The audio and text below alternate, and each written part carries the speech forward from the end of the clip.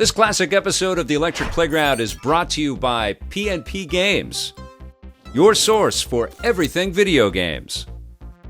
Support the partners that support Electric Playground. Remember, this episode first aired in 2001. If you want information about video games, you found the right show. I'm Victor Lucas. That's right, and I'm Tommy Tellerico. And here's a quick sneak peek of what we have coming up on today's show. We take a thorough look at Microsoft's Xbox. We talk to Shiny Entertainment's David Perry. We go undercover for ONI. We look at NBA Live 2001 for PlayStation 2. And Tommy and I visit one of the 7 wonders of the world.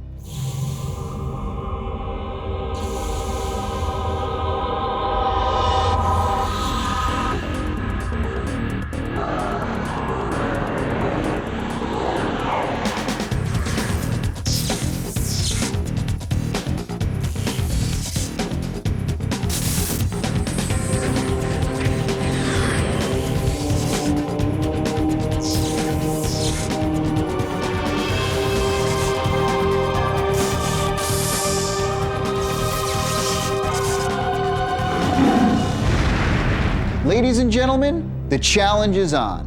Microsoft has vowed to knock off Sega, Sony, and Nintendo in the home console wars with a machine they call the Xbox.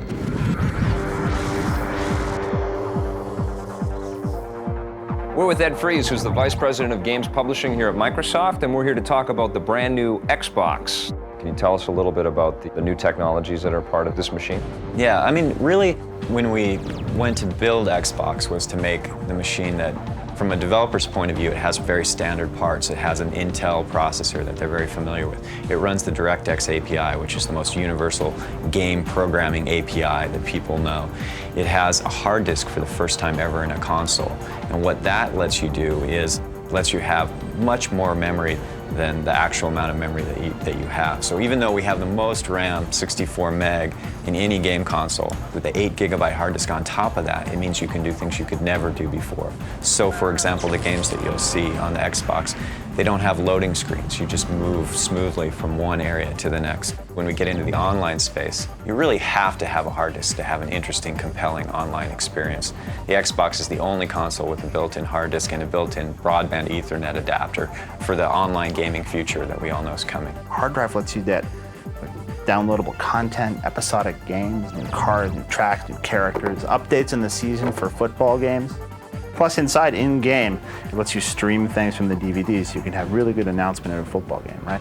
When was the last time you played a football game and the announcer said, "He did that 6 games ago against the Rams"? With the hard drive, it can remember that.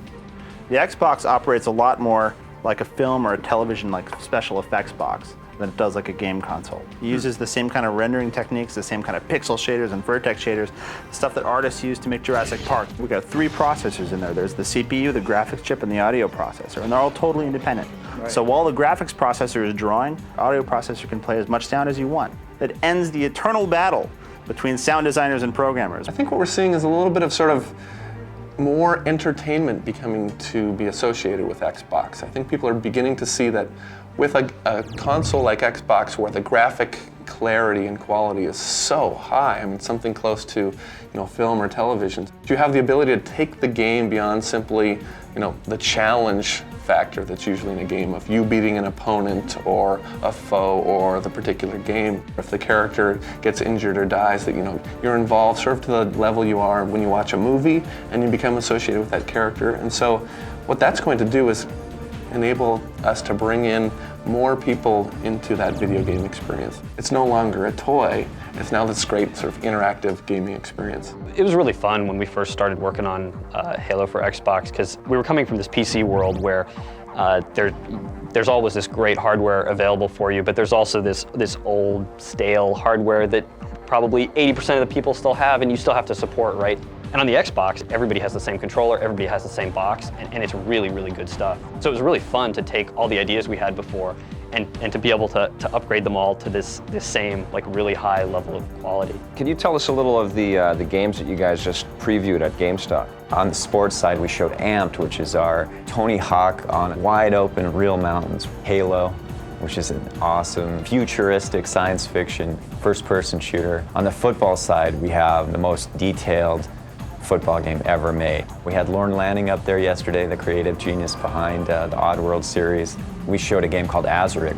Gotham shows how powerful Xbox is because, 16,000 polys in these cars. That's more than 3 times the number of polys in GT3, which is sort of cutting edge in PlayStation 2. We have this incredible list of games not only coming from Microsoft developers, we've also got games coming from Electronic Arts, a world leader in game development, Konami, Activision with Tony Hawk Pro Skater.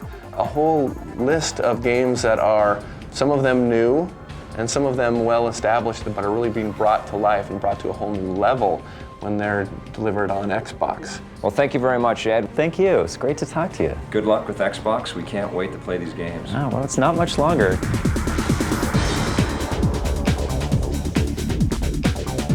Hi, I'm Julie from EP, and I'm here with D.L. Hughley today. And he's got the show, The Hughleys. Very good show. Thank you. I wanted to ask you a question today. I was wondering, do you play video games ever? Of course I do. I have 3 children.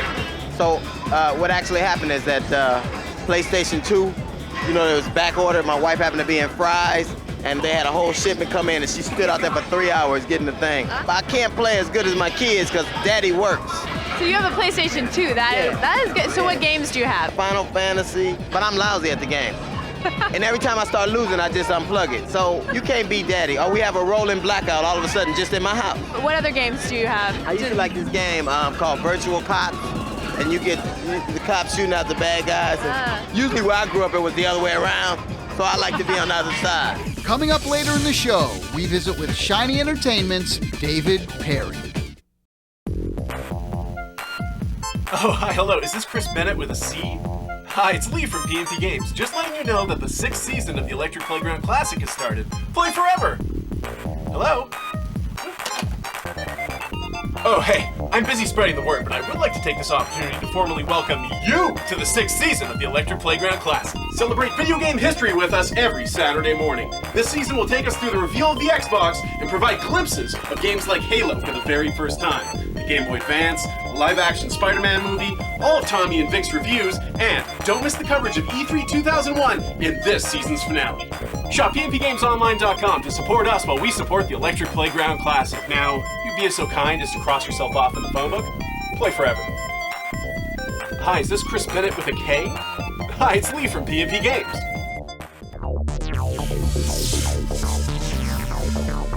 One of the most successful entrepreneurs in the video game industry is David Perry.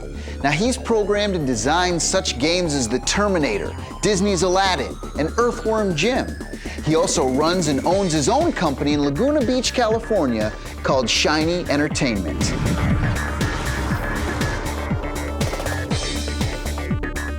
The first video game I ever played was a game called Cosmos. It was actually a game that you played on the old big computers that would fill a room. And in the game you would actually play as the letter V, and you were actually a spacecraft flying through space. It's funny, in those days your imagination would make you think that you were on some mission and this was a real spacecraft, but it was really just the letter V. The first game that I published was called Pajama-Rama. The ones that I was most known for were Teenage Mutant Ninja Turtles, Earthworm Jim, Aladdin, Cool Spot, things like that. So those were kind of the bigger ones, but I've probably programmed about 30 or 40 published titles now. The way we come up with our concepts at Shiny is we tend to think of something that's just very different from what everybody else is doing, but that still kind of fits. One of the best examples was during the game MDK, we added the sniper mode system. And the fact that that idea is just really common in our business now shows that it was a good idea. In our business, if it's a good idea, you're going to see it over and over and over in other games. And that's something we just strive to do. I'm hoping somebody else does a possession game after playing Messiah. That means that it was a good idea. The curve is like this right now, and it's not going to stop. And so I am fascinated to see the quality of games you're going to see in 5 years.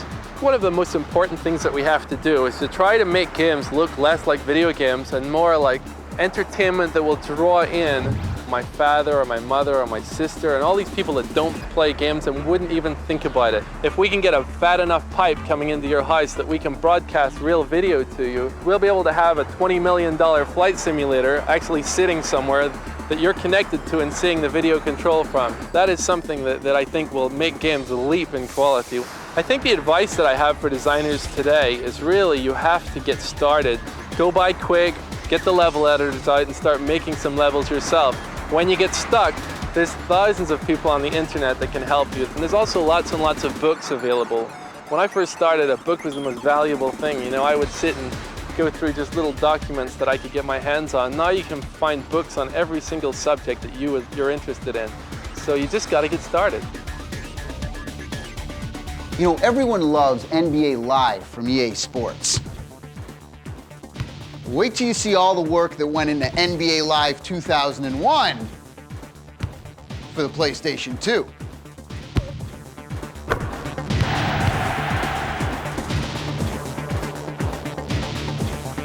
We're here at Electronic Arts with Sean O'Brien. He's going to be talking to us about NBA Live 2001. What's new in the game? For this year, we really tried to focus on getting an understanding for the hardware, and that meant, you know, us pushing the limits in our environments. You know, our arenas are that much nicer. Our player models have that much more detail. Depending on how many players are in focus of the camera, we have from 400 polys up over 1,000. I heard that the basketball players actually come to the studio. Yeah, we've had players come by in the past, and we do have a cover boy each year. This past year was Kevin Garnett. He came in and actually did some motion capture for us, and we had some great moves in the game that he did himself. This is the greatest facility for this game. Yeah. And you've got a basketball court right outside. Can you show me some moves? Yeah, we'll head down to the court down there. Okay. Oh, swish! In like 3 months, how much can you get accomplished? Pre-production, we're looking at feature lists and getting design done. And we're also looking at our motion capture shoots.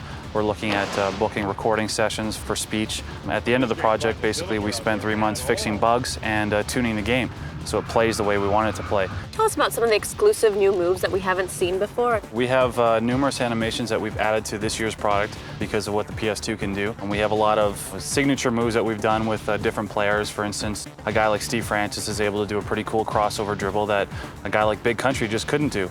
We've also really enhanced our post game, so all the play around the basket. A guy like Shaq will get the ball and he's able to back his man down and turn to do a little jump hook or something. The music in Live was pretty special. How did it all come together? We have Montel Jordan signed, we had Bootsy Collins, and we had Shaw Claire. We're fortunate enough as well to have a great audio team, especially with Traz Damji, who is no longer with EA, but he has been with the Live franchise since '95. You're working alongside some really great games, SSX, Madden, FIFA. Is there sometimes internal competition? Yeah, I think that it's healthy competition. Our goal is to compete with those guys and you know, eventually have a better game than them. The fact that some of the animations are interruptible and the franchise mode is missing and stuff like that, how do you respond to some of the criticisms that are going on? Well, I think there's always going to be criticism for a game. To meet expectations from absolutely everybody, I think is impossible. You know, we're continually listening to what people have to say about 2001, what the reviewers are saying, you know, what our fans are saying, and try and deliver and meet those expectations. Okay, enough chatting, let's play. This is an example of a tire that the NBA probably wouldn't be too happy with. There you go, nice shot. You guys should put me in the game. What was the most expensive video game ever made? This is difficult to answer because most video game budgets are kept secret from their competitors, but it's rumored that Sega's Shenmue for Dreamcast cost $60 million to make. Also weighing in as some of the most expensive games ever made are the most recent Final Fantasy games, which are rumored to cost about $40 million each. If you want to ask EP a specific question about the video game industry, visit our website at www.electplay.com.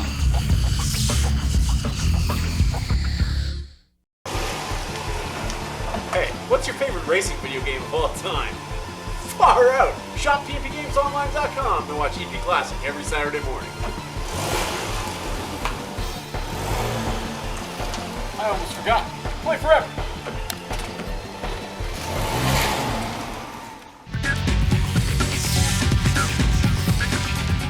And once you have breached security, I want you to investigate ONI and retrieve any information you can. Failure in this mission will not be tolerated. Is that understood? I understand, sir. And Lucas? Yes, sir. Come back alive. Excuse me, sir, it's a private party. Where's Kevin? He's over there. Oh.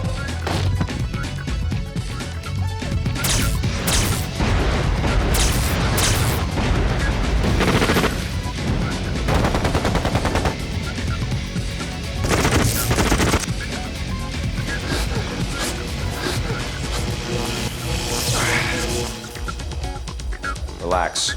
You're safe with me. I just want to find out about ONI. Is ONI a fighting game or a shooting game? Actually, it's a blend of both. Excuse me. Go on. It combines the best aspects of a fighting game with a shooting game in one game. The draw distances are huge. The amount of detail on the enemies and the levels is astounding. Kanoko is made up of over 3,000 polys. Why did you employ real-life architects to make this game? We wanted the levels to look real. We wanted the buildings to be like real buildings, but we went too far. Tell us about the weapons in ONI. There's 11 different weapons, ranging from ballistic weapons to chemical weapons. My favorite weapon is the mercury bow. It allows you to shoot a sliver of mercury into your opponent's body, and then it thaws within them, killing them instantly. Are there in-game cinematics or cutscenes in the game? Yes, the opening cinematics were done by the same team that did the anime classic Bubblegum Crisis. And all the in-game cutscenes use the game engine. The game features technology called interpolation. What is that? Interpolation simply means that Kanoko is able to move fluidly from one animation to another without any sort of pause, i.e., she could be running, slide, pick up a gun, jump up and do a spinning kick without any kind of click, delay, or pauses. Camera control in third-person games is tough. How are you guys dealing with it in ONI? The way they're dealing with it is they've given complete control of the camera to the player. The player is able to position the camera anywhere they see fit, and it assists with their aiming. The beauty of it is that no matter where you move the camera, if something gets between the player and the camera, that object will appear as translucent. Thank you, Kevin. Transmitting ONI data to headquarters now. Transmission received. Thank you, Agent Lucas. Your services will no longer be required.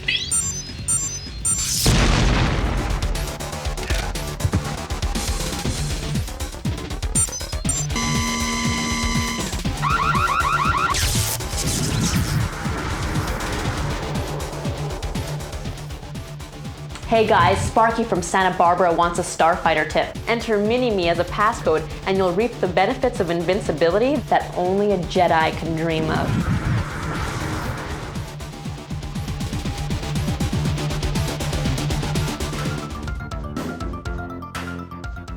So it's a beautiful day, the sun's shining, blue skies everywhere, the court is free, but you're locked out and you can't play tennis. What a drag. If you've got a Game Boy Color and Mario Tennis, you'll be fine. There's tons of different courts, tons of different moves that you can learn, and you've got a whole cool sort of RPG tennis mode in here. You also pick up skill points to build up his attributes. You can position the ball anywhere you want to on the court. It's a lot more enjoyable to play the more you play it. And one of the coolest things about it is if you've got the transfer pack for the N64, you can actually transfer information from the Game Boy Color cartridge to your N64 cartridge and put some of the characters that you earn on this game on your N64 game. Mario Tennis for the Game Boy Color rocks. 10 out of 10. Hey, don't go away. Reviews on the Run are coming up after this. I already told you I finished those pizza rolls and whoa! How long have you been in here? You look undoubtedly cool. Hey, while I have you checked out pnpgamesonline.com? They're your source for everything video games. New and used, retro and contemporary. Browse their full selection online. And I know a chill dude like you is checking out new episodes of EP Classic every Saturday morning. And telling your friends. Oh, we need a fourth for Mario Party 3. Are you interested? I get to be Wario, though.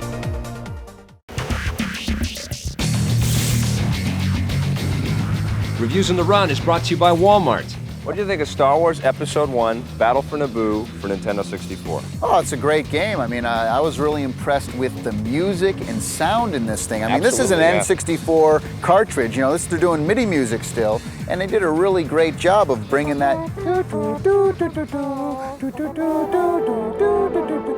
This is basically like a sequel, prequel of Rogue Squadron. But I think where this thing doesn't really come up to par with Rogue Squadron is that there aren't as many little surprises because we've seen this kind of gameplay before, and it has the Star Wars Episode 1 license, which really isn't it didn't connect for me as much as the original Star Wars trilogy did. I love the cinematics, though. Yeah. What I loved about it, too, is you always knew what you were doing. There was always constant radio chatter. Stop the battle droids, but make it quick. And it's not just flying around killing people missions. It's you know, sometimes you're protecting a guy. And what's new this time too is that it's not just one ship per level. You could actually switch ships on specific levels mid-mission. So you could be flying for part of it, and then you're on land in a speeder for part of it. I like that water mission. The water mission's incredible. Yeah. The boat sequence is really cool. I don't think there's been anything like this on N64 before.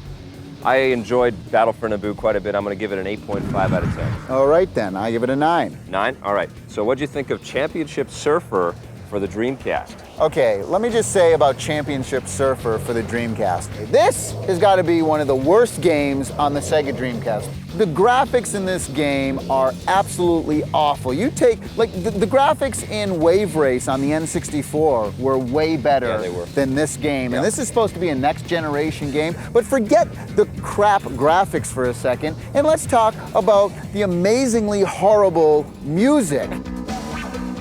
It's a lot more difficult than Tony Hawk and those other extreme games. But when you do get those controls and you start pulling off those maneuvers like tail grabs, you're going to enjoy it. The camera angle's way too far back, so you're this little little guy. Yeah, but when you do, like, the birds are bigger than the little guy. I know. And it's, oh. One thing I really hated were all the stupid little additions in the arcade mode, like there'll be floating mines and boxes and swimmers and sharks. I thought that was really cheap. I wish they would have made this game with the same kind of complexity and depth that Wave Race 64 had on the N64. That's a great water game. I give this pile a 2.5. That's brutal. I'm going to give this 6.5 out of 10. There may be a couple of charity points in there because it's original. Charity points? About 6 of those points were charity points. I think 0.5 is more like it what that game should have. I had fun, and I was getting frustrated with the controls, and then as soon as I overcame that... I'm getting frustrated with you! I got into it a bit, so 6.5 out of 10. An awful experience. All right, buddy, what'd you think of the Razor Freestyle Scooter for the PlayStation 1? The graphics are really excellent. Yeah, they really are. The soundtrack is bomb diggity. Perfectly matched for this kind of game. There's all kinds of interactive environments. You'll do some really cool jumps into new ramps, and then you'll jump through paper signs. You'll open up garage doors. It's another objective-based game, just like Tony Hawk, and you've got to beat all these objectives to open up new levels.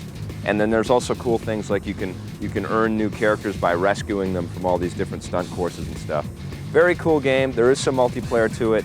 Tony Hawk hardcores aren't going to dig it as much, but you know, it's a nice diversion. Lots of really cool interactive elements to it. You'll be opening up all kinds of secret areas. You'll bust through paper signs. You'll jump over ramps, and all of a sudden you'll land on a rooftop, and there's a whole new set of ramps. It's a simple game. It's good graphics, bomb diggity music. 7.5. I liked it a lot. I'm going to give it a 7.5 out of 10. All right, now what'd you think of World Destruction League Thunder Tanks for PlayStation 2? Tanks? Yes. Wrestling? Yes. Why? The PlayStation version was pretty awful. Oh, that was a horrible game. This is pretty much the same game, except all of the control problems aren't there. The tanks are super fast. The best thing about this game is the incredible variety of weapons you have. You have grenades, plasma weapons, flamethrowers. When you really start to get in this game, the sound and the destruction, it's just like there's destruction everywhere kind of thing. It kind of gets, you guys remember the game Tokyo Wars in the arcade with the tanks? Yes, this is like a Tokyo Wars, except better graphics and actually a little more fun. Sometimes it's a little too manic. You can't really tell what's going on. I got caught on a lot of the edges. Just kind of get stuck. It's a little frustrating, you know? I really like, though, that 3DO included the option to press the left 2 button, and all of a sudden the camera shifts to an over-the-top perspective. Right. There's a bunch of different play modes, too. You can go just straight deathmatch, a team assault, you capture the flag mode. The multiplayer is probably the best part of this game. I'm going to give it an 8.5 out of 10. Ooh. Definitely check out Thunder Tanks. That's a little too high. I give it a 6.5 out of 10. It was well done. It was better done than the PlayStation version, but just not really my thing. I like thinking games sometimes. You know what I want to do? What's that? Did you bring your Razor scooter? I didn't. Well, if you did, if you had brought your Razor scooter. Oh, yes, I did. Well, why don't we climb to the top of this, and let's try some of the stuff we played in the game. Oh, okay. Let's do that. Perfect. Vic? That's excellent. Let's go. To purchase any games featured in Reviews on the Run, visit a Walmart near you. If you'd like us to review a specific game, visit our website at www.electplay.com. That's it for the show. Thanks for watching. That's right. Make sure you tune in next time for the Electric Playground. Production assistance for Electric Playground is provided by Acclaim, makers of All-Star Baseball 2002. Activision, makers of Star Trek Away Team. Sony, makers of Gran Turismo 3.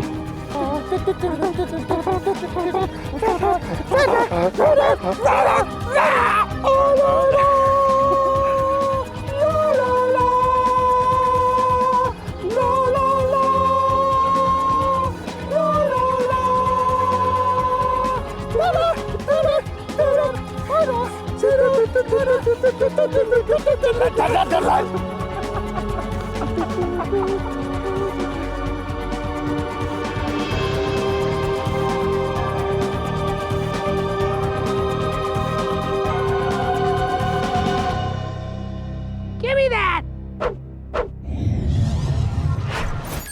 This classic episode of the Electric Playground was brought to you by PNP Games, your source for everything video games. Support the partners that support the Electric Playground. Thanks for watching, and play forever.